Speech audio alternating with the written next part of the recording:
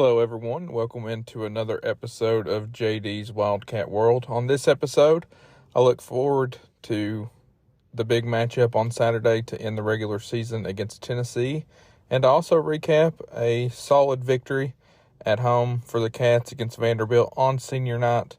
The Cats win by a score of 93-77 and take care of business just like they needed to do so to keep their standing in the SEC tournament. So I'm going to get into that, recap it, and thank you all for listening as always, and let's get into it.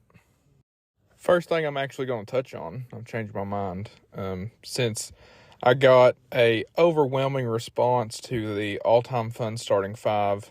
I wanted to thank you all for that. It seemed like a very awesome way to interact, and it worked. I got several lineups here to read off, so thank you all for that. I couldn't get to every single one, but I'm going to touch on a couple that I got. So thank you all for that. And I want to take a second also before I do that to say thank you to the four seniors on this Kentucky team. Antonio Reeves, Trey Mitchell, Kareem Watkins, and Brendan Canada. Obviously, Reeves and Mitchell play a lot more, but thank you to those seniors. I hate to see Reeves go. He's, even though we've only had him for 2 years here at Kentucky, watching him has been so fun. He gets 20 a game every single time out, it seems like. And even this year, he's became better and more productive. And it just sucks to see him leave, but I wish him nothing but success. Trey Mitchell the same way. I hope Trey can get back to being Trey like he was before his injuries. We need him for a deep March run, but shout out to those guys. And it's always fun to watch Kareem Watkins check into the game and wish he would shoot the ball. And Brendan Canada, he can actually play a little bit. So hate to see those guys go, but wish them nothing but success in the future. So let's go ahead and get into the all-time fun starting five before I recap the game. I think a lot of you all are probably tuning in to hear this. So the first one I'm reading, this one's from a day one listener. At the point, he had Tyler Eulis, Malik Monk at shooting guard, Keldon Johnson small forward, Boogie, which is DeMarcus Cousins at power forward, and Oscar at center. I agree. I didn't see one of these teams. I was like, no way. I could not see that being my first team. All these are awesome submissions. This one, I couldn't not put John Wall and De'Aaron Fox at my point. I mean, I thought they were the most fun. I'd say Eulis was probably third, in my opinion. He would have started my third team. Malik Monk was on my second team. Keldon Johnson was fun, but like I said, I was partial to Darius Miller because of my story, but I did enjoy watching Keldon play. And Big Cuz, as we used to call him, DeMarcus Cousins at a power forward. That's a heck of a big lineup with Oscar at the center. But all those guys were fun, and I really liked that lineup. I'm going to read the second one here. John Wall, Rob Dillingham, Alex Poythress, Julius Randle, Anthony Davis. Now, this one made me really go back and think, man, because I didn't have Julius as my power forward, and he was really fun to watch. That 2014 team that ended up going to the national title game, he would just bully people. It's crazy. Like, I feel like that I modeled my game after him because we both left-handed, both posted up, but could step out and hit a jumper. I mean, I really based my game around the way he played. He was just a bully inside, still is in the NBA. He's injured now, but he was an all-star selection this year. So Julius Randle's a guy that, I probably could have been on either one of my teams, to be honest with you. Alex Poythress was fun too, especially the 1 year that he skyrocketed. He was really, really good. Rob and John Wall, they were both starters on my team, and AD was as well. So I think AD was my second team, but either way, Rob is actually on a lot of these. And that was shocking to see. I thought I might be the only one to have Rob, but I'm glad people think that Rob is as fun as I do. He's just super fun to watch. Does a great job. And last night was another example. Just getting hot and not missing a shot after that. I mean, he puts up points in spurts like nobody I've ever seen. He might be better than Monk at it, honestly. Monk would go through these spurts where he would hit shots like that. But my Lord, man, Rob just does a great job. So really love seeing Rob get the credit for being as fun as I think he is.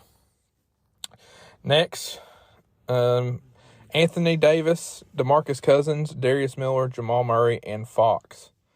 Really like the De'Aaron Fox pick. DeMarcus Cousins and Darius Miller were on my first team.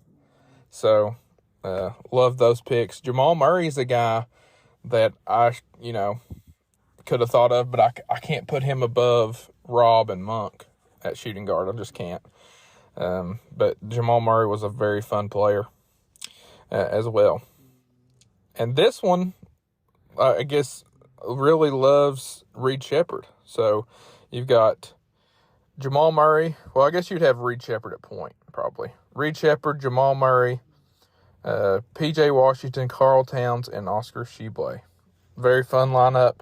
Another guy that goes under the radar, P.J. Washington, because he played a lot like Julius did. I think Julius was stronger, but P.J. played similar to the same way. And then P.J.'s last year, he would step out and he could knock down a lot of threes, so he was definitely fun to watch.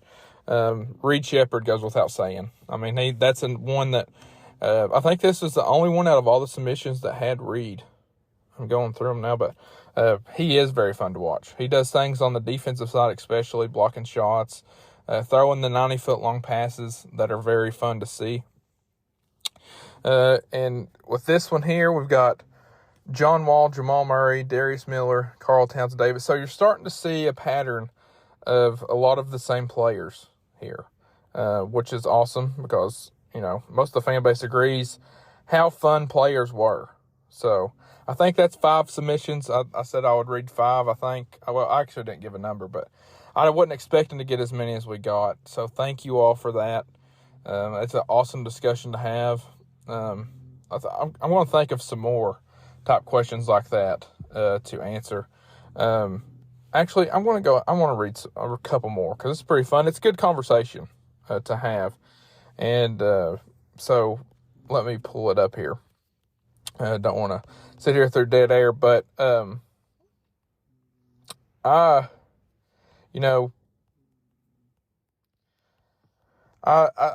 proud I'm proud to have this conversation about because we've had so many fun players over the years. I mean, it's just crazy when you sit and think about it. But you're going to see here, here's another one. Wall, Cousins, Monk, Rob, and Willie. Willie Cauley-Stein makes his first appearance. I like this one. I considered AD and Boogie more fun than Willie, but Willie did a lot of fun things. Willie dunked on a lot of people when he was here. So I like that pick, and another lineup with Rob in it. So that's awesome. And then Wall, Rob, Malik Monk, Anthony Davis, Willie Cauley-Stein. Huge lineup. That was a really fun lineup, and they also said the highlights of this team would be outrageous. And that's true. I mean, could you imagine Wall, Rob, and Malik Monk on the same team with the big guys, Anthony Davis and Willie Cauley-Stein? That is, oh my gosh. The highlights would be endless with that team. That would be absolutely awesome. And then the last one here, Rob, Monk, Deron Lamb, which is a sneaky good pick, Karl Anthony Towns, and Anthony Davis. Deron Lamb is an underrated pick. I thought about putting him in mine, to be honest with you, but he didn't end up making the cut. But he was a guy during that national championship run that was automatic basically the whole year, it seemed like. So he's definitely on there. And, Rob and Monk, could you imagine both of them on the same team?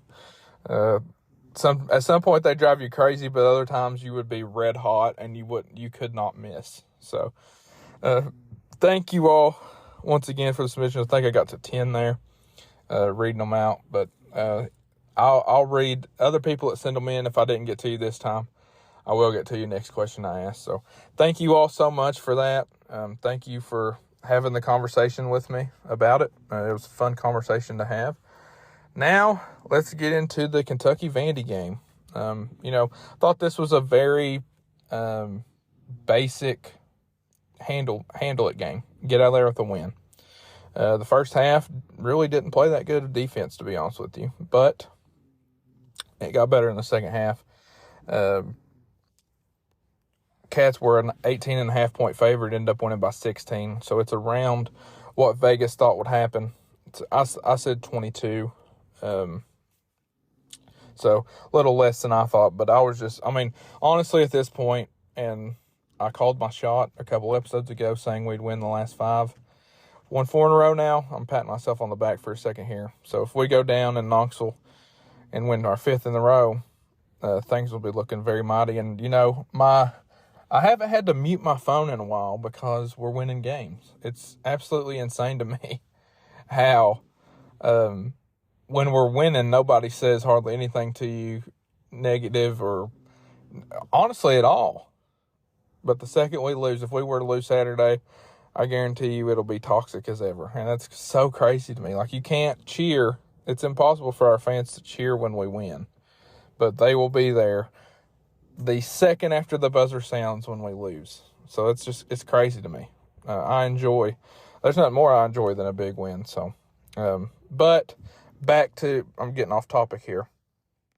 If we were to go win Saturday, that's huge. To end the season on a 5-game win streak, and to be a 2 seed in the SEC tournament would be perfect. But let's get back into last night's game before I preview Tennessee.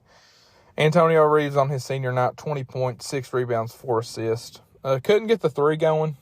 He hit that one near the logo at the end of the first half there. But other than that, really didn't shoot it all that well. DJ Wagner. Can we start calling him 3J Wagner? I think I'm going to start calling him that until, hopefully he don't miss. But 3J had 3 of 5 from deep. He's shooting the ball so much better now since his ankle is back to 100%. 4 of 8 from the field. 5 assists. Don't tell people that say he's selfish. 5 assists. 4 rebounds. Just an all-around great game for DJ once again. He's, during this win streak, he's played very, very well, getting back to himself. Rob Dillingham, 23 points. 5 assists, 2 boards, 9 of 15 from the field, 3 of 4 from 3. He heated up there in the second half. This was Rob's game on his senior night, if you will. I know he's only a freshman, but this will be the last game that we see Rob play at Rupp. And Reed Shepherd, 8 points, 4 rebounds, 11 assists on 3 of 6 shooting, 28 minutes played. Solid the whole game. Big Z, my MVP pick for the game. 6 points, 3 boards. Couldn't get a 3 going. He was wide open a couple times there, just couldn't hit it. He did play good, though. Bradshaw, 3 points, 3 rebounds. Diarra, 6 points, 6 rebounds. And Justin Edwards, once again, a solid game with 10 points and 5 boards. So, I think the main takeaway from this game is you take care of business like you need to. You get the win. But also, we got to get Trey Mitchell back to Trey Mitchell. And what I mean by that is we've got to get him back to playing the way he was before. He adds a total different element when he can stretch the floor and knock down the 3 consistently. I don't think he's he's been back 2 games now. I don't think he's hit a 3 yet. Only hit 1 shot tonight, 2 points and 1 rebound and 4 fouls.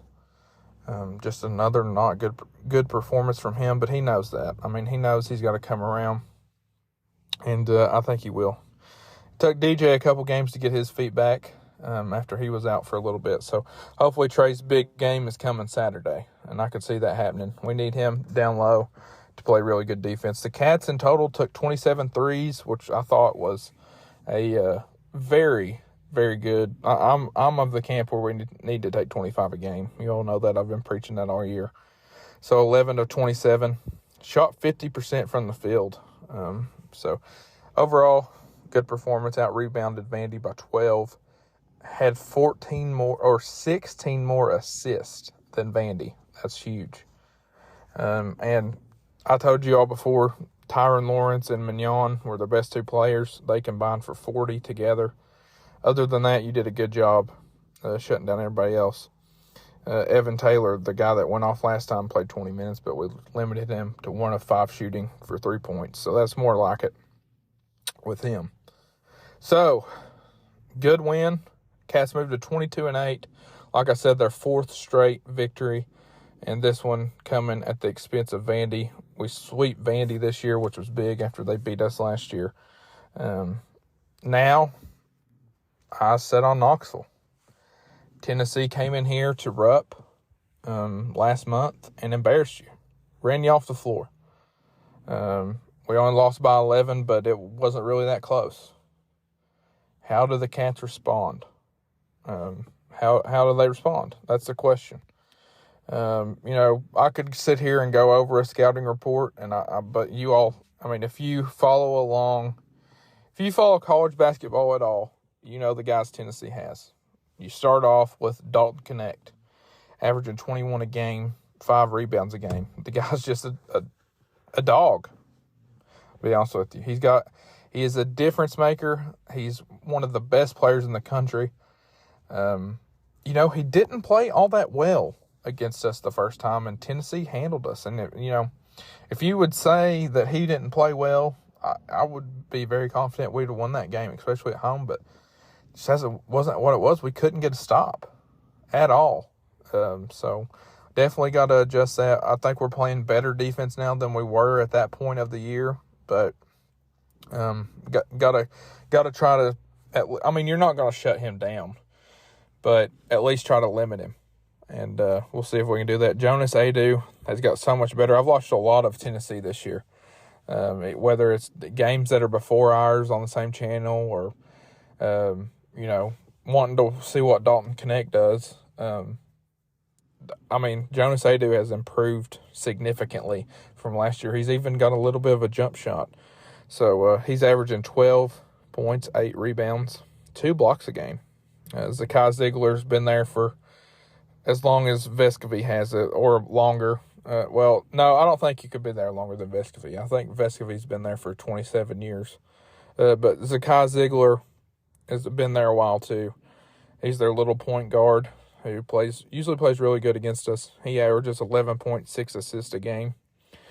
They're a very good, very experienced team that can beat you, flat out beat you. We saw it last game they played. So we're going to have to come out and be ready for a fight. Tennessee will be playing for a 1 seed in the NCAA tournament. They've already locked up the 1 in the SEC tournament. Josiah Jordan James also. He hasn't done much since he played us, but he ate us alive. If we could contain him and you contain Dalton Knecht, I really like our chances to win in Knoxville. But you got to go do that. But back to what's at stake with this game. There's no need to overreact if we were to lose, but at the same time, if you win, you're set up really well in the SEC tournament. Like I said, Tennessee's playing for an overall number 1 seed in the NCAA. The Cats are playing for a 2 seed in the SEC tournament.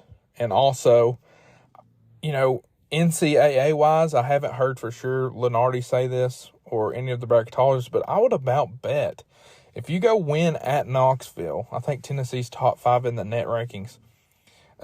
If you go beat Tennessee in Knoxville, I think you got to jump up a seed line, to be honest with you. That would be a huge quad 1 win for the Cats. And I will also say if Mississippi State beats South Carolina on Saturday, that Mississippi State game should go up to a quad 1 win as well, the one on the road, because they're right on the edge of it. So, never know. We'll see what happens, but Tennessee definitely has something to play for. We definitely have something to play for. It's the last regular season game of the year, and then, folks, March Madness is here. SEC tournament next week, And then after that, you all know, it's time for March Madness. So I'm super pumped. I mean, if you all know my thoughts. I thought last month, I think I called it. Said we will win our last 5 games. We've done 4 of them. Let's make it 5. This is obviously the hardest one out of those 5. So, the Cats have normally, these last couple years especially, have played better when they are favored to lose, especially on the road. Auburn this year, Mississippi State this year. So we'll see. I'm excited to see what we got. It would be a heck of a statement win for sure. And I think these guys, being the Cats, I think they're ready and primed to get another big win. So we'll see. But the seeding, you can break down scenarios. I shared a thing that KSR put out this morning on my Facebook page, JD's Wildcat World. You all can go look at it. I'm not going to break down scenario by scenario because it's a lot of words and a lot of teams and a lot of things happening. So I don't want to bore you all. But basically, you win, you're a 2 seed. If you lose, you could still be a 4 and get the double bye, but it's not likely. If you lose, you would more than likely be a 5. But, either way, we'll see. I personally do not want to play on Thursday of the SEC tournament. And I've personally, all year, I've said publicly on this podcast, I don't think we will. I think we will play on Friday. So you go win, you're guaranteed a Friday spot. If you win Saturday, you are guaranteed a double bye. Whether it's a 2 or a 3, we'll see. More than likely would be a 2 seed. And that would be a perfect draw, basically, on the way it's projected right now. If we were to hang on to a 2 seed, we would get the winner of Ole Miss and Texas A&M, which in my opinion would likely be Texas A&M. And then you go try to get revenge on them. We'll see. I either want Texas A&M or LSU in that first matchup if we play on Friday, because I want to play a team that we owe. I think that's when this team is at their best. So that's just my opinion. Still, for one game to be left in the regular season, there is a ton to sort out in the SEC standings. I mean, if you go look, well, let me pull it up right now. You've got 4 teams at 12-5, 1 team at 11-6, and then you've got 3 more at 8-9. So, I mean, there's a ton still to sort out on this last Saturday of the regular season. So we'll see what happens. Post-game show, if the Cats win, either way, I don't know if I'll do a post-game that night if the Cats lose. But if we do win, I will wait until all games are completed on Saturday, so I can see the SEC tournament bracket for sure. I think that would be the best thing. Things can change, things can come up, but I think as of right now, it's a tentative plan. So let's hope we get the dub. Y'all let me know what you think. What are your predictions for Saturday's game? Are you positive coming in with a 4-game win streak, or do you think Tennessee's just too good? You all let me know. And, soon, I don't think it would be good for me to go through another bracketology preview because nothing's really changed with us. I looked again this morning. We're still basically 4 on every site. So don't want to bore you all with the same info I just gave you a couple days ago. But soon there won't be no bracketology. It'll be a bracket, folks. We are getting there. It is almost the middle of March, and that means Selection Sunday time. So we're getting there. Y'all stay ready, as I cannot wait to watch this team in the SEC tournament and in the NCAA tournament. I will be in Nashville. I can't wait for the post-game shows there. I'm not counting my chickens before they hatch because I say post-game shows. Went down there last year and, of course, as you all know, got beat the first night. So let's not do that again, please, this year. I look forward to some fun post-game shows. And hope you all enjoy this episode. This was fun. The Cats, like I said, they're rolling right now, 4 in a row. And I think the Cats get another win on Saturday by a score of, it wouldn't shock me. I know that the last game was a shootout, which honestly did shock me. I expected it to be low scoring, and instead it was high scoring. I would be surprised if either team scored like they did in Rupp. So for that reason, I'm going to go lower scoring.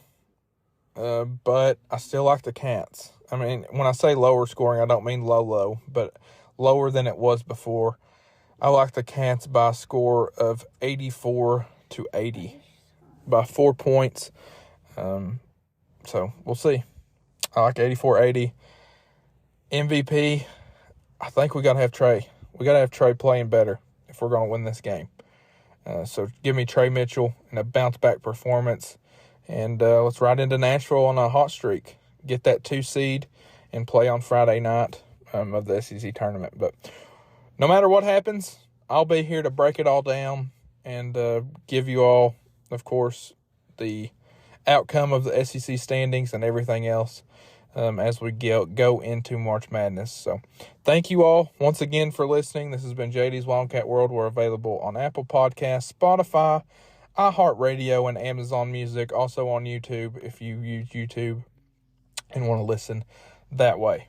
So thank you all. Let's go get a win in Knoxville. I appreciate every one of y'all for listening and giving me some content to talk about for the all-time fun starting lineup. So thank you all for that. This has been JD's Wildcat World. Until next time, it's always Go Cats.